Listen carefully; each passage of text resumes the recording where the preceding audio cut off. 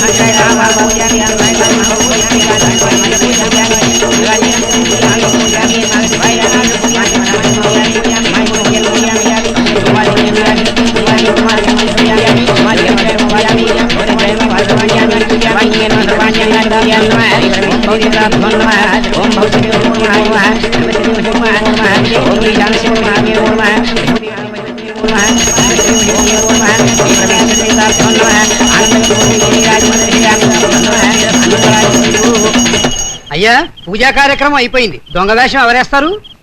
ఇంకెవరు? కొత్త పెళ్లి కొడుకు మా అల్లుడు గారే. నేనా? అవును నాయన. ప్రతి ఏటా ఆ ఏడాది పెళ్ళైన కొత్తలుడికి దొంగ వేషం వేసి దొంగల దోపు జరిపించడం సాంప్రదాయం. అదేం సంప్రదాయం అండి? మన ఊరి సాంప్రదాయం ప్రకారం గిరిజా కళ్యాణం రోజున ఆ సంవత్సరం పెళ్ళైన కొత్తళ్ళలో ఎవరికో ఒకరికి ఒళ్ళంతా గడ్డి చుట్టి దొంగ వేషం వేయించి దేవుని చెడకోపం చేతికిచ్చి పారిపోనివ్వడం మన ఊరి ఆనవాయితీ. అలా పారిపోయిన దొంగను పట్టుకున్న వారికి మేలు జరుగుతుందని ఈ ఊరి నమ్మకం.